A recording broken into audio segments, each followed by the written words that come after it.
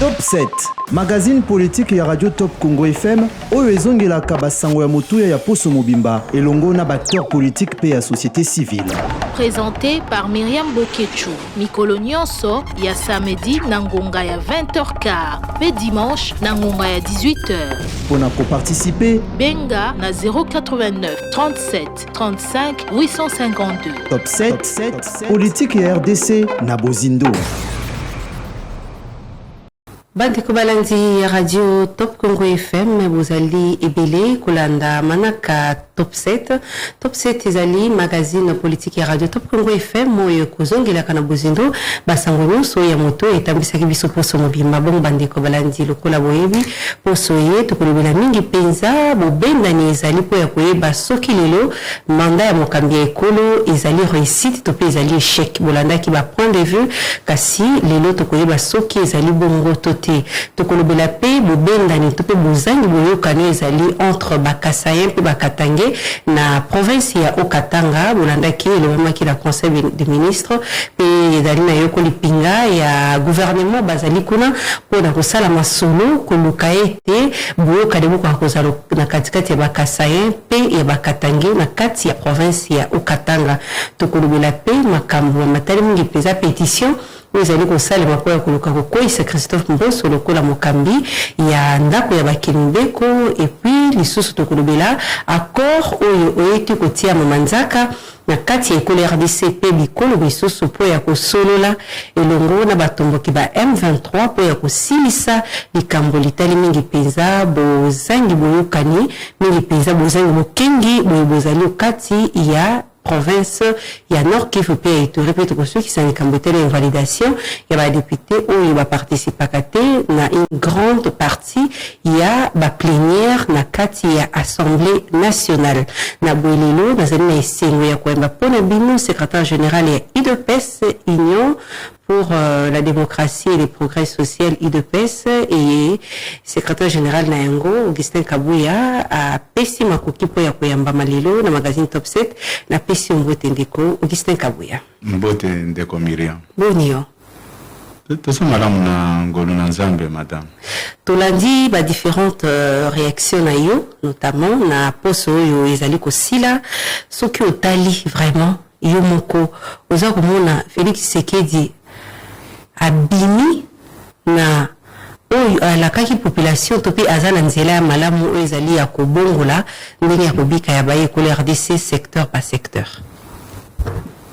Merci ndeko Myriam na mutuna na yo nakanisi mutuna wana eza kopesanga opportunité po nameka ko clarifier pensée na ngai oyo nazalaki ko exprimer dernièrement na cadre ya causerie morale na ba militant na biso mais oyo namona ki bandeko mosusu bon naebi bat basomba pe ba point na université po ba bima ba benga bango ke baza ba cadre universitaire puisque o ngana landaki ezaki soni pourquoi puisque namona ki bandeko mosusu au lieu même de revenir vers moi ndenge bino bosalaki longonya na bandeko ya Top Congo puisque chaque fois sur une commission bino elukaka ba polémique pourquoi bon puisque na mwana ka Top Congo à un moment donné basalaka makambo na bango avec beaucoup de professionnalisme au lieu basala commentaire rebelle ba benga kamutu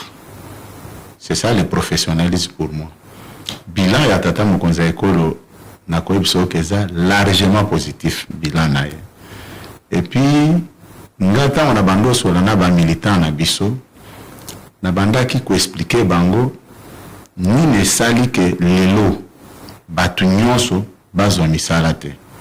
Qu'est-ce qui s'est passé au juste batu nyonso ya IDPS puisque combat IDPS ezalaki te que IDPS d'abord combat IDPS ezalaki le peuple d'abord et puis na mekaki ko décrire ba difficulté biso tokutanaki nango oza intellectuel même temps osalaki TFC na yo ezaka na aspect babengaka difficulté rencontrée elingi koloba te ke soki évoqué aspect wana ozangaki mayele ya ko présenter travail de fin de cycle ou bien mémoire na yo ce sont des réalités ezaneti lelo boki obeta match de football terrain terrain eza malamu te bobeti boganye match wana baposer question pa entraîneur à lobby terrain oyo ezalaki praticable te terrain oyo ebandaki korépondre na norme te mais malgré ça toganye elingi koloba te qu'entraîneur à reconnaître échec par rapport à quoi puisqu'il a gagné le match. Moi j'étais en train de parler avec nos militants naebisi bango baka nyonso na évoqué wana coup de chapeau na président sortant président Macron oyo amekaki koloba même na débat contradictoire bandeki koexpliquer alobi une grande partie à mandat na ye ezwaki bakokoso à cause ya Covid et ça avait d'échec mais quand c'est dit par Kabouya la bête noire on dénature ça pour dire oh, Kabouya a reconnu ce n'était pas ça. Mais c'est ça qui était assassiné qui. Écoutez, nalobaki oué madame, ce qui est allé lelo bilan oya tata mokonzi akolo, j'assume naza koloba que ça largement positif. D'accord. Et puis ce qui est allé makambo na bando sa bana mboka bana ya IDPS ezaboy. Nalobaki botala avant tout ya gouvernement en place na première année nous avons pris au moins 9 mois. 7 à 9 mois, kaka pona ko discuter na bandeko tozaki na bango FCC. Et tant que le gouvernement en place, quelques mois après, tokoti na 2020, le Kambo Covid. Ce sont des explications na bandeko web sabat. Ezani ti ozana bana na vous êtes mère de famille. Ozana bana. Oyo ko lambe la bana biloko na poko po balia. Oko expliquer ba que bana na ngai. Eza puisque misolezaki na ndako te ou soit mbule betaki na komaki na wize na retard na sombi biloko bokanisa te nga mama na bino naza na bino problème moko. Ba milita et de pes bazoli na bazana misala te est-ce que priorité ezalaki population ou bien priorité ezalaki nano ba militant oui. Tout ça ce sont des choses que les gens doivent comprendre puisque il faut faire la part des choses madame. Bato ebele baza koloba. Cause à la secrétaire générale, il y a parti politique présidentiel ou bien de la famille politique du chef de l'État. Na cause à la secrétaire générale, il y a parti de l'opposition. Et ça, bilo comme balé kessine. Puisque, na mona rabadou na seka kabango. Okomona mutoazo, o Kabouya za place en tant que qui. Mais bazako bossa na ke, le président de la République, azarana ba collaborateur na ye direct, les officiels et non officiels. Aux Hollanda. Ba collaborateur puisque mon konzambo à cause la peut-être un message à kopesa à côté la bois lobby oyo il faut les kana ba canon officiel oyo il faut les kana canal est-ce que priorité est là qui peuple d'abord ou bien combattant d'abord non biso IDPS combat na biso c'est le peuple d'abord les IDPS parce que bon bazoli la bazana misala l'union se wana ndo mona kina banda ko expliquer bango que bo misa mon consambo a une image à ma bête. Puisque moi, en tant que secrétaire général, mon premier combat, c'est de défendre les intérêts du chef de l'État. Je n'ai pas besoin d'attendre que Kouloutounanga, le grand frère Kassomo Mwimba, qui est le porte-parole, qui fait correctement son travail en tant que porte-parole du président de la République, puisse parler. Non.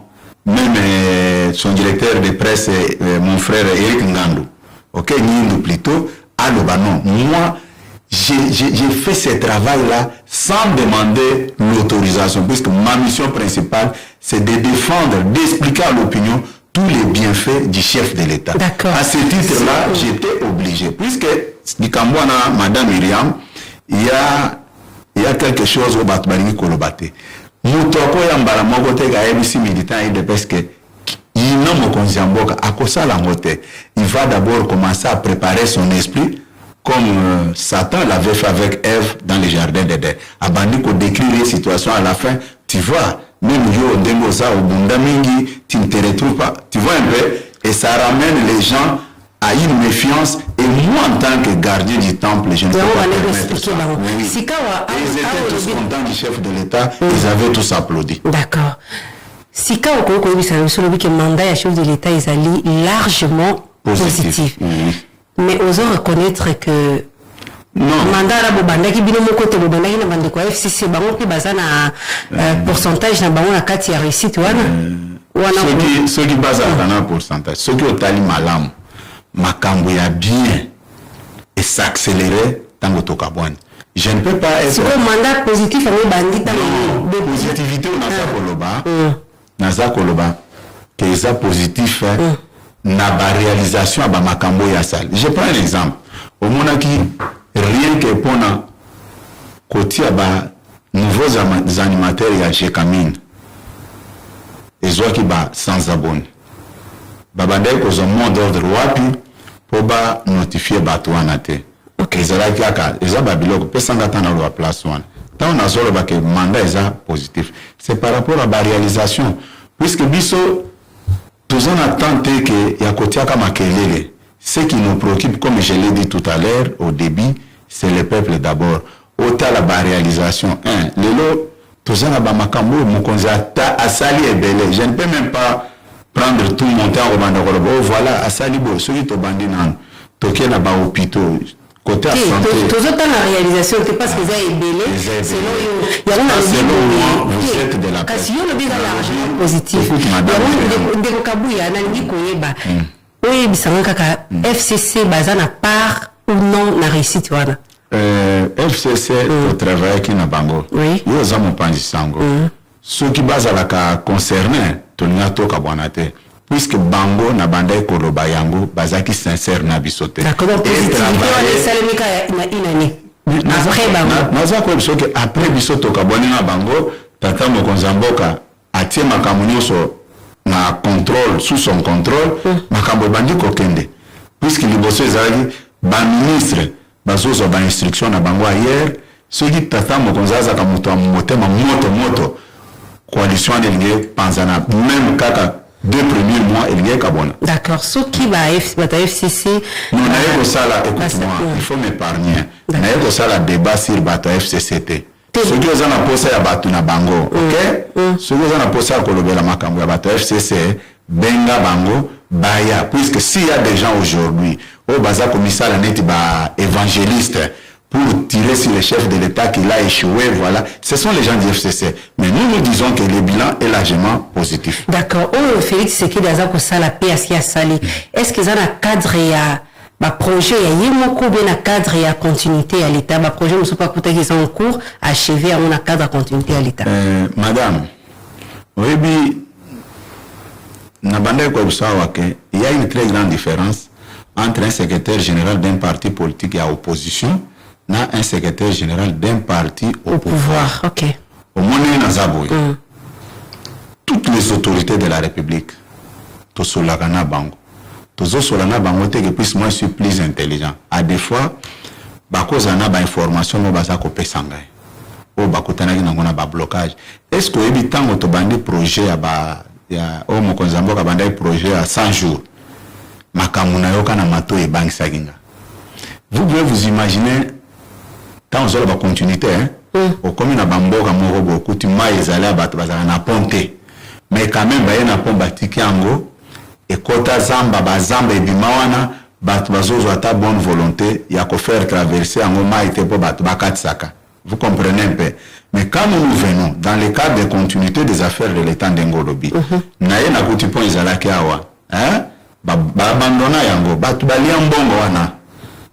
Batu balia mbongo wana batsundole yango na zamba ngai na ye na lobi me population ko bandoka sa ndenge nini na zuka ka pongo babango na ki wana na tiango na mai katisi population bakoma ko katisa na kuti ba tracteur ba abandona ki na nini omoni eza pasi soki ngana za ka place ya bandeko bazole kana ba chaîne de pour parler na za ka sika na bango.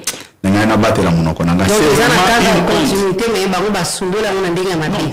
là en train de piller, de torpiller la République, c'est ça le problème. Si kawa mbongo o bosal parce que 100 jours ils allaient programme ya chef de l'État ya yemoko o ils allaient qui budgétiser na ils allaient qui voter na parlement. C'est comme mbongo wana ya 100 jours. Et on lobi ke ba boma ki mboka basala ki mbongo bosala ki programme il y a projet à 100 jours, 101 jours à chef de l'État o yebi sort nango. Bonzo ki wapi. Non, au lobby en gros très bien. Au lobby très bien que na mbongo ebimaki. On a tout évoqué moko makambo etali continuité des affaires de l'État. Au lobby en gros, il y a monoko na. Ezamo ontege mina na poche ya moto. Trésor public ezali wana. So mbongo ebimi naza ko l'action que mbongo ebimi pona ko sala musala. Mais batu basundoli musala wana balie mbongo. Et puis je profite aussi. Mais c'est mbongo William na 100 jours. Non, ça ce n'est pas le débat. ce n'est pas oui, il y a une continuité de la Nalobi, pour la kuna na port ya je crois ya Dar es Salaam exemple moko moke que batu baye basundoli babiloko. Mais moi je suis en train de te faire voir la bonne volonté et les soucis qui animent le président de la République, c'est très important.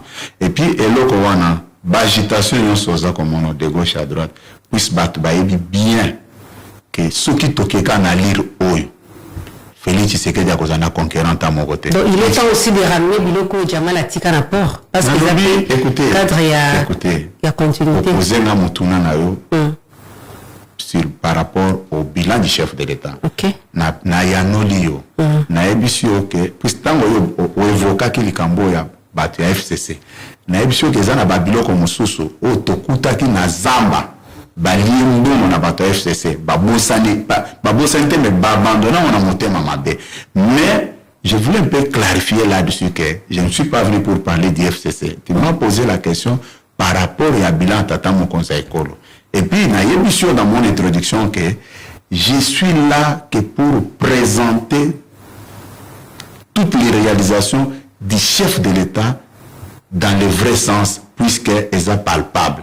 Dès lors qu'on a émission yamona lobi na cadre pe ya 100 jours fubo achiver on peut ki na suka m'occuper bato ba roya na sima ngomba lo bake bango babandaki basundoli ndenge ba to sundele lo comme côté ma. D'accord. Au moins exemple na zo pesa yo.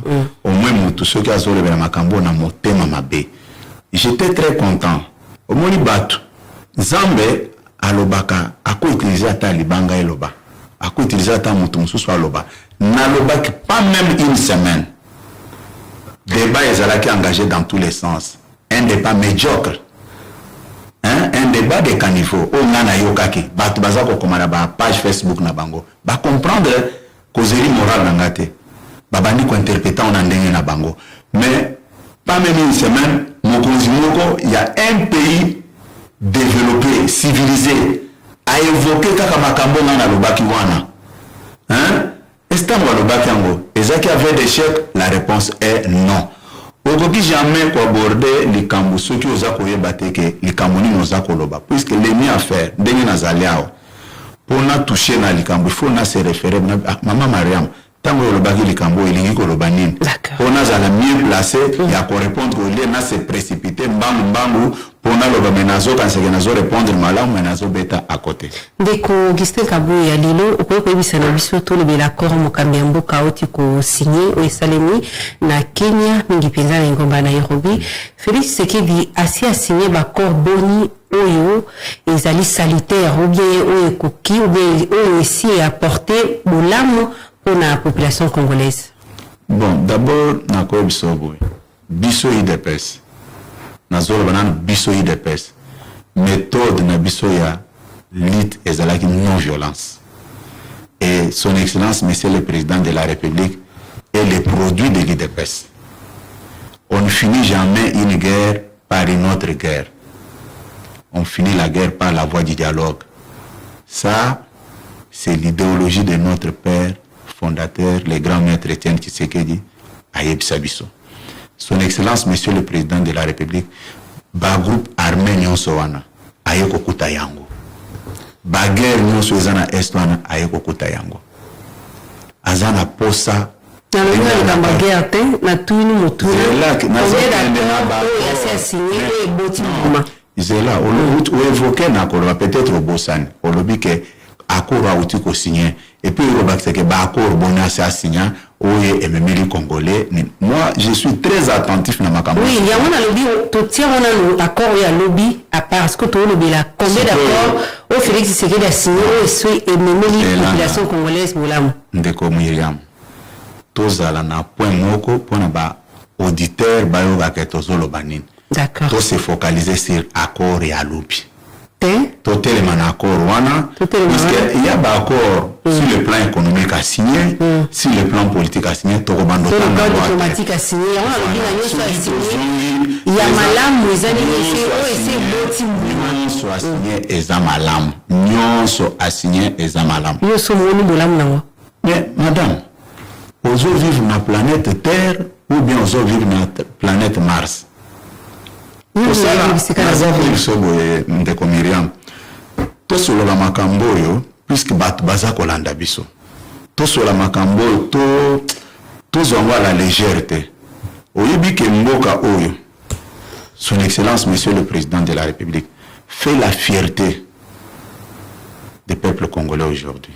Lelo Congo ezaki oublié Congo ezongi na concert des nations ezongi parmi bato Congo lelo Congo ezu valeur yo pona yo zomona yango te eza na babisiki ebele to bandai ko participer te madame soki na lobby o kabuya lobby. Mais je dois vous dire que je suis très attentif na makambo nyonso yo zakoloba nazo nsoka na koro ya monde boti makambo ya bakor na hipso que to signer bakor ebele au RDC attirer profit pour accord ya lobby profit sur le plan diplomatique ou bien sur le plan social ou bien sécuritaire ou sur le plan j'ai dit sur tous les plans économique, social, politique, diplomatique. Mais au moins, vous êtes journaliste, madame.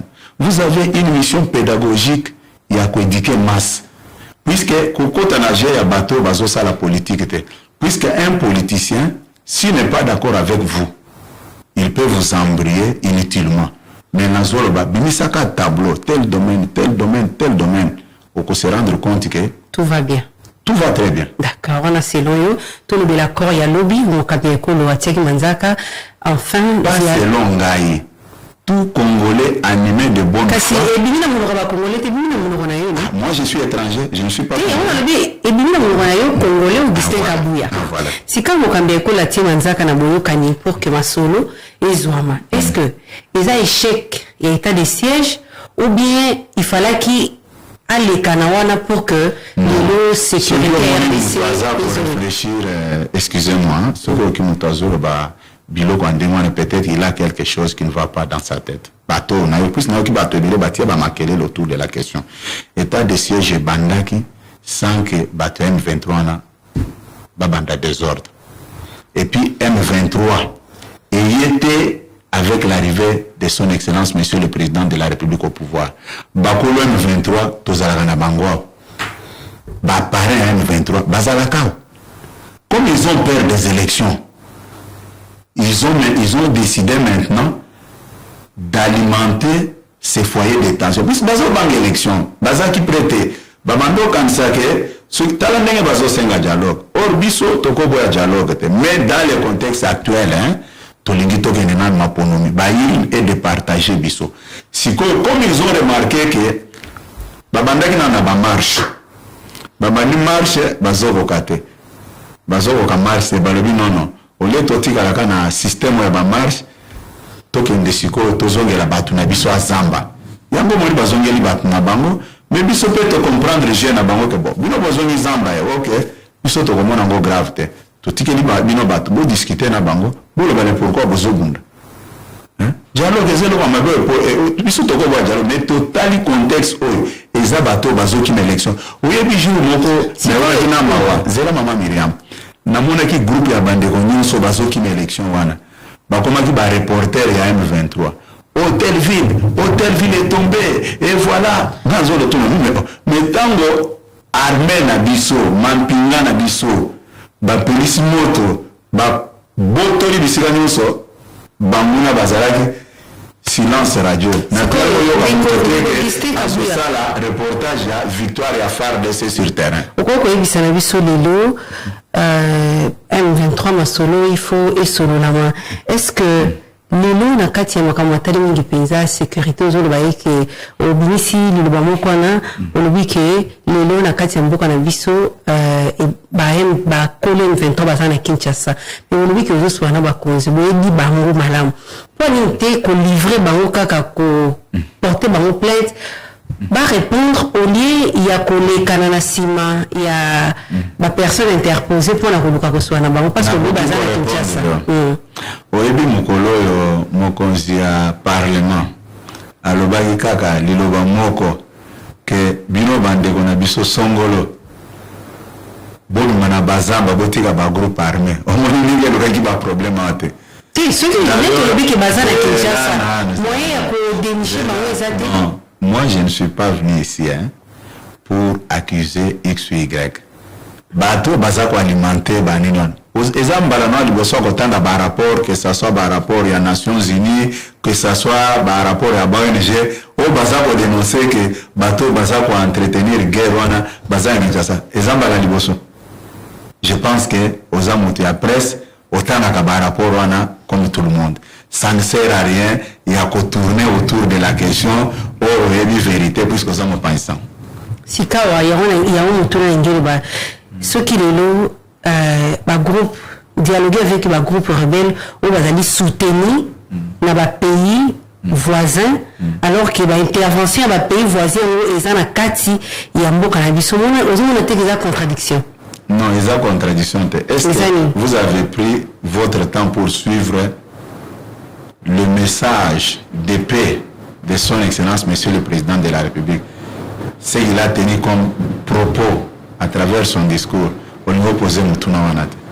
Alors que même si à lobby yango azali pour l'unité africaine et puis azana pour ça que Moutouna surtout a sourire RDC azala motema sincère. Comment expliquer voilà. Mais du problème yango wana. Quand vous vous engagez dans une affaire, il faut être sincère. Voilà. Comme ça, la bilo y a ma formalité. Il était clair dans son message. Et puis, à l'obagi que pour couper court, na bateau, balobako, baloba détaché est et comme ceux qui a payé Moussoussou, à l'obagi, aucun Africain a coquille jamais redessiner les sous carte à monde. Cela veut dire quoi?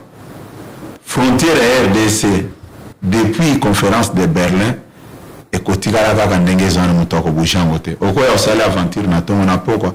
Oko manata Myriam Matelemi alobike. Donc le chef de l'État a accédé à la demande à M23 parce que après accusation et armée congolaise alobaki que bato bakanga ki bazalaki effectivement armée rwandaise ou bakangaki et puis na document na bango na dernière oui document na bango balobaki que bazala besoin de dialogue mais au sommet moto denga lobi il y a doit accéder à la demande na bango non c'est l'état congolais moi je n'engage pas l'état congolais on a dit l'état congolais a accédé à la demande à rebelle il y a dialogue ceux qui balobi ceux qui état congolais bateau baza habilité mokonzi aza habilité ya kuengager état oui problème mususu tala difficulté mususu bato bazaka na ngonde ko Myriam hein yona nga totika lozala ba président ya mboka totika lozala présidente ya mboka te oyebite comment est-ce qu'un président de la République fonctionne même bao baza ko mibenga ba opposant wana bazolo le makambo a théorie batika lokoma ba président de la République celui qui est président de la République s'appelle Excellence Félix Tshisekedi.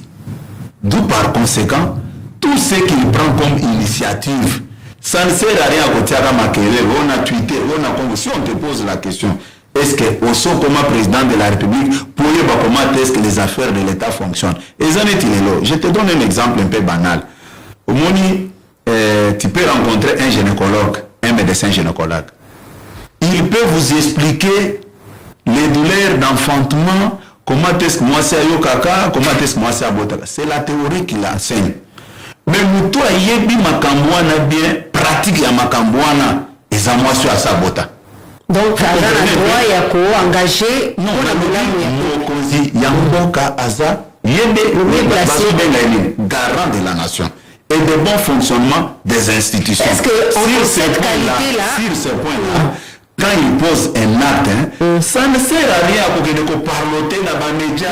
Mais la population n'est pas aussi obligée à continuer ce à placer dans la démocratie de Kabouya. De Myriam Nazako Ebsoboy. Yona ngato tikalo zala bakonzi amboko. Ya on a le bien qui sa population a le bâti parce que le chef de l'État a garant azala le basuka oui mais ba peut commettre ba opinion na bango. Na répondre aussi quoi. Biso pengana yotoko peksa tata mokonza ekolo te et si quand moni que bola mona biso ezali puisque moi avec vous nous parlons ici à Kinshasa oui pas sur bandeko ya est bazako monate kaka pona makambwana il faut te compatir na bande quoi est na souffrance baza comme donc vous quand cool aza obligé à tenter nyonso aza ko tenter te kasi attendez les gens m'embelé mutualiser armée ougandaise baza wapi baza awa moko kutu général moko azo senga ya ko installer ki je na ye awa est-ce que sika M23 eza de côté armée ougandaise na le bible armée ougandaise baza wa ou pas bon voilà bazali conseil na ko tozui état de siège ezali donc eza wapi eza na nord qui vous Ituri donc lelo yo accord donc chef de l'état a commencé à tenter qui ne resimba ou bien na objectif moko précis mokonzi aza ko tenter te siko to ba sani yoka mokonzi aza sur la bonne voie au moins conseil na pesi mino lelo tout le monde connaît tout hein na mona kiawa kasi azo tenter ça. 12e prorogation état de siège. Bah, député à Nord Kivu et Tour Balobi, c'est pire. Donc il y a 7 morts par jour, plus que même avant état de siège. Donc, si vous avez un qui est aligné à accord. Si on a colo, bah pourquoi pas ça na je sais à partir. Na lingi ko yebiso boy na ko Miriam. Guerre Kabila sali nango 18 ans. Guerre Laurent Désiré Kabila 3 ans, ce qui fait 21 ans. Mais lelo, batu bazo yebisa mutu. Oya yebatu ni le tenant ni l'aboutissement à guerre wana te. Oya silisi même mandat na premier mandat na été. Ils ont automatiquement terminé cette guerre na 3 ans. Au moins bon, il faut combien d'années pour si sa guerre? Il faut ça la banner à Kabila. Au son du même musée. On a parenthèse. Il faut combien d'années na Félix Tshisekedi pour si sa guerre à Est? Si on a encore le balai. Pour interrompre notre presque. Bazo un peu mécontent dans Ozo Katanga. Na lobby 21 ans que Bandego basali puis basili si guerre wana te. Mais biso toyé. C'est ça l'objectif de notre causerie morale avec la base du parti. Puisque nous tous sérieux nous sommes à côté de ma contexte biso toye nango toye makambo tokutani nango d'abord tokutani na pandémie tokutani na guerre biso toye bagite toye kokutana nango sikwa le bonazo biso za boy mokonzi mboka aza ko tatonete guerre oyo soki otali ndenge place tozoela ki yango na niveau économique ce n'est pas pour les bateaux de 523 puisque bamona ki moto ezalaki makasi ba groupe armé nyonso ezokima moto ezakoya tout que de ressusciter M23. Bah qu'est-ce ressusciter M23? C'est ça le problème. C'est ça le problème, madame. Biso tozoro baké, tozoro que ne molo. Diplomatie à fachi béton. Soukana makam. Yango wana sikoyo zoro ba guerre beaucoup ti donc ti on est que se préparer beaucoup dans bokonzi. Vous allez qui na stratégie te peur aussi sa guerre. Ba stratégie o ezako aussi sa guerre. Na utiko ebisa wake. Tango bande kwana bamoni ke moto ya ba groupe armé ou baza ko tia ba groupe armé et ye makasi ba groupe armé nyonso et komi ko sila ba ke commissaire M23 pour renforcer leur groupe armé mais ça ekozala toujours écrasé. D'accord. Tous les kambotali gestion et de pèse aux akomili là parce que bazo accusé na marambotali mbongo ya gestion ya IDPS sur le but yo zalaki ata na signature tende ko kabuya azalaki na nyonso. Vous allez vous sentir marginalisé ou quoi? Non, écoutez, madame, Ngamoko Naza, gestionnaire de formation. Hein? Sous la confusion, droit. Je n'ai jamais fait les droits. Hein? La gestion financière, na ISC. Je suis le produit de l'ISC. C'est là où j'ai fait les graduats et la licence. Ok, tous mes enseignants sont encore en vie. C'est justifié. Non, je ne me justifie pas. Je suis en train de. Je sais pourquoi j'ai dit que tous mes enseignants sont encore en vie. Certains sont déjà morts, mais un grand nombre sont en vie. Pourquoi on a zolo babongo? On a une réserve mingi na makambo etali misolo. Tu ne peux pas accepter d'évoluer dans un parti de masse aux alako kotsa mutu na yo. Makambo. Et puis les ako genenga na le makambo parti nanga na micro na bino mais je voulais apporter une précision. OK, vous avez tout nous soit de presse ayebi. Ce n'est pas un secret. nazaki na signature na caisse ya IDPS nazaki nangote. Vous pouvez aller vérifier na ba banque na biso mibale IDPS bazana bank bazana compte na Equity Bank tozana bank na Rao Bank na tikala ko signer document et puis nazaki na qualité wana te. Vous comprenez? Non, je t'ai dit seulement que Naza, écoutez, c'est un frère avec qui nous avons travaillé. Je ne peux pas utiliser votre micro pour parler mal de lui. Je ne le ferai pas. Il y a même des gens qui passent tout leur temps, qui se disent d'être avec lui, qui m'attaquent de gauche à droite. Bon, ça, ce n'est pas mon problème. Ici, je suis venu parler d'autres choses. Mais à cette question, je te dis que Augustin Kabouya, comme secrétaire général de l'IDPS, Statia est parti et Lobakake, gestionnaire du parti au quotidien. C'est le secrétaire général. Si comme voyage, on va faire l'action, on va faire un bon moment. On va faire après retrait la banque. Depuis que Nazaki, secrétaire national adjoint, Batu, Bazaka toujours na souci à Kouedenga, Batu Baïda Kangakak. Mais ce qui est à bon, Batu on a salagi na Congo central, Kwilu Kwango, Nabando Sarango Kakangamoko. Oui, mais Batu baza Kouedenga Batu, Yokana Epselo Komoko. Namona Kinde Komoko dernièrement, tant na Kindegi Mbujimaya. Komoko, par manque d'information, puisqu'il ne peut pas faire la politique si tu n'as pas l'information. À tout niveau, Augustin Zumbongo est parti, à lui avion à Kembushimaya. Non, il y a un cas où il y a le butin de ko. Vous pouvez vérifier nazaka na signature na makambo te na kendeki ndenge nini puisque je dois vous dire ça tout que nous nazoke de si je peux m'embaka ça et tout le monde Myriam c'est très important makele le belo boka na ba réseaux sociaux c'est autour de l'argent de gomoko a epsinga abeninga na solliciter qui même talobi j'apprends que tu pars au Kasai na lui est-ce que au sobongisi makamuno voyage billet d'avion abino nazoluka na ko kisambo abino na o etali makambo billet ko mitungisa te ngamoko na ko lui avion moko po ikendo tikayo ba mususu bazui ba mbongo na bango ba pesinga pona futela batu mususu wana ba hotel en tant que secrétaire général de PES ba futa ko combien par mois tu peux vérifier na salaire de vérifier au vivra sans budget na lobby au budgetiser la vie dans des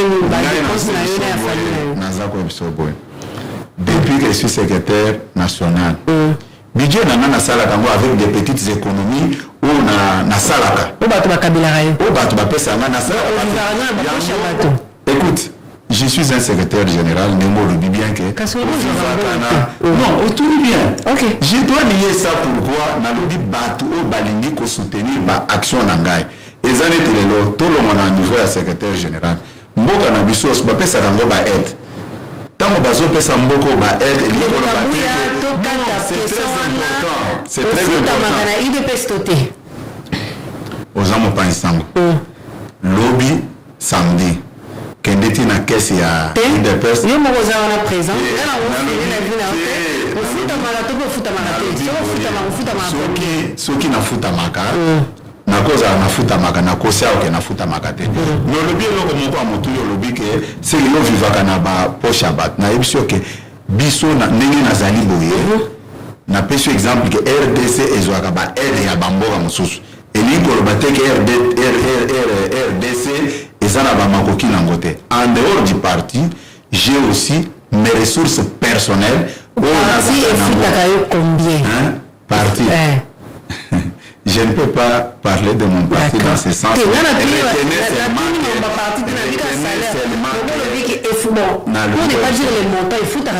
nalobi ke soki moto ayebi si yo ke nazalaka na bulletin de paye aya kolakisa yango d'accord osukisa likambo j'aime mon parti likambo etali to comprendre donc obanaliza yango te omoni makambo etali okana biso okata minute na yo na makambo songi koyebi biso ke j'aime mon parti j'aime défendre ce parti là j'aime servir ce parti là hein tu sais très bien que tokota mais nasite na place wana Nazaki candidat potentiel pour entrer dans les institutions, mais j'avais choisi les partis. Ok, ça.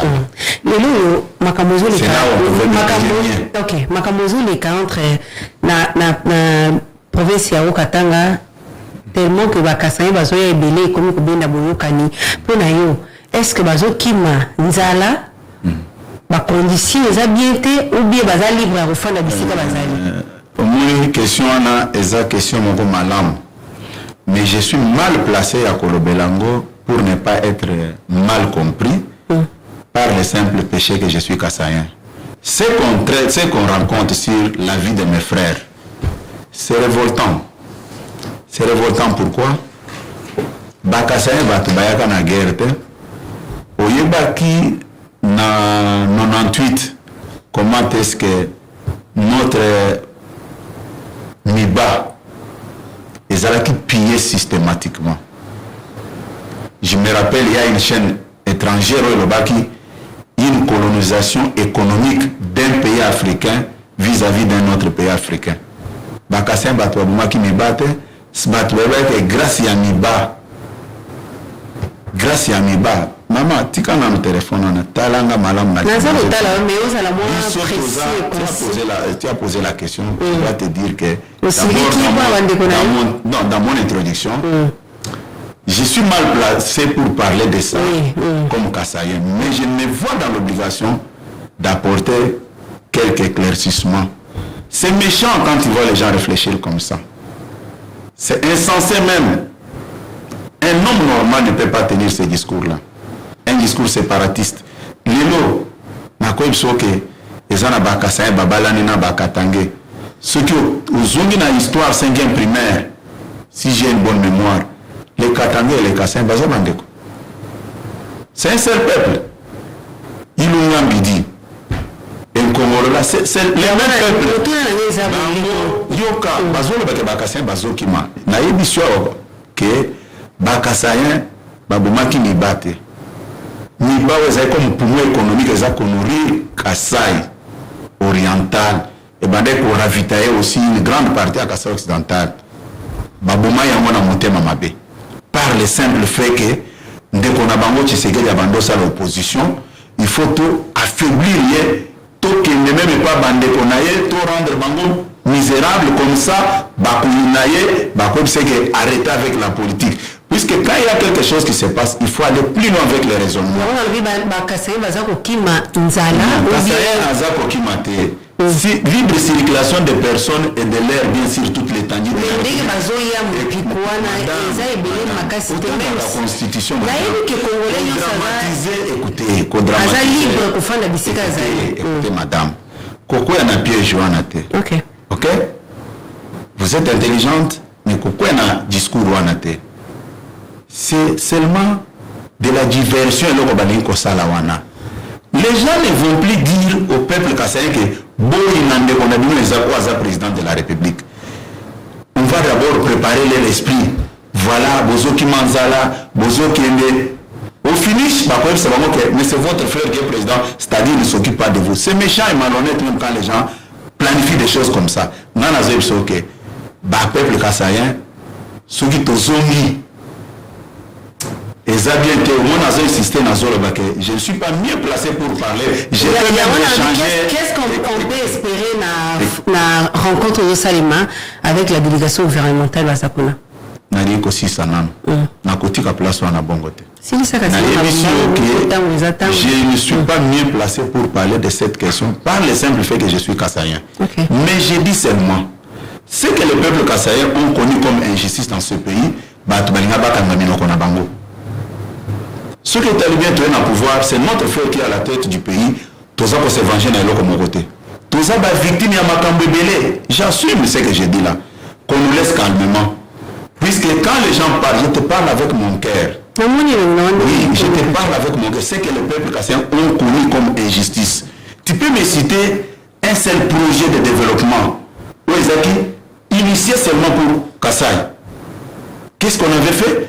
Mais nous, nos richesses là, on alimentait la guerre. Jusqu'à ce que Miba est tombé en faillite Après, les Kassaïens sont en train d'envahir telle ou telle province. Mais la constitution donne le pouvoir aux Kassaïens de circuler librement sur toute l'étendue de la République. Il y a les Kassaïens au bazar très nombreux dans l'Équateur, au bazar Salabombo. Vous êtes journaliste. Vous êtes journaliste. Moi, je ne peux pas répondre au lieu et place des gens qui ont... Siège, on trouve plus ses frères parce qu'il y a il faut ôter le tribalisme et on dirait Yemokwaza instigateur ou bien Zali qu'on fait sans valeur. Oui, madame, je suis très à l'aise pour vous répondre à cette question. Je suis très à l'aise. Okay. Tu sais, quand on veut mentir, qui veut manger son chien là qui se dérange. Quelles sont les responsabilités que les Kassaïens ont aujourd'hui autour du chef de l'État? Écoutez, quelles sont les responsabilités officielles au Yoyibi? Je commence d'abord. Le premier ministre de notre pays est de quelle province? Attendez, non, quand vous posez toutes ces questions-là, ces gens-là sont de mauvaise foi. Okay. J'ai dit qu'en commençant par le directeur de cabinet chef de l'État, il n'est pas du Kassai. Son chef d'état-major privé, il y a sécurité présidentielle à Zamouta Kassai. D'accord, c'est un discours. C'est un discours malhonnête que les gens développent. C'est pourquoi j'ai dit. Je suis mal placé de parler de toutes ces choses-là par le simple fait que je suis kassaïen. Mais que les gens nous laissent à l'aise. Nous n'avons pas demandé à Dieu de nous créer kassaïen. Merci beaucoup. Ça va. Ndeko Augustin Kabouya tokomi na suka mais mutu na suka na tikali nango lelo Union européenne na États-Unis bakani kopesa soutien logistique na école RDC pour kolengela maponomi alors que maponomi oyo ekomisi lelo ndeko Félix Tshisekedi na bokonzi elengela makina Joseph Kabila etikala te ko soutien ya mboka moko ebongisa maponomi na mbongo ya contribuable congolais. Vous êtes fier nango ou pas? Problème est ça que la fier ou pas, mais problème est ça que toi qui n'est pas pour nous. D'accord, Totondo Motondi, ndenge nzima yako yanambela magazine Top 7 ya mokula lelo. Merci beaucoup ndeko Myriam. Nakoye biso ke bandeko batika biso calmement. Tosenga Nzambe a créé biso bakassaïen. Nous ne pouvons pas être des mal-aimés dans notre propre pays. Deuxième mandat sûr. Bon, peuple a qu'à départager biso puisque toza prêt pour nous kokende maponomiana et puis mon konzamboka Félix Tshisekedi a qu'à gagner maponomiana à tous les niveaux. D'accord. Alors, de tout ce qui s'y manaka magazine Top 7 mokolo malelo bande ko balandi nazaki na isewa kwamba pona bino secrétaire général ya UDPS Augustin Kabouya beaucoup bakolanda biso pe ko komela biso na numéro ezali affiché na bas ya écran po ya bazali kolanda biso na YouTube beaucoup komela biso na page Facebook Top 7 Top Congo FM po ezali ko yani tokutani na moi politique mosusu. Merci ndeko Myriam. Merci. OK ça.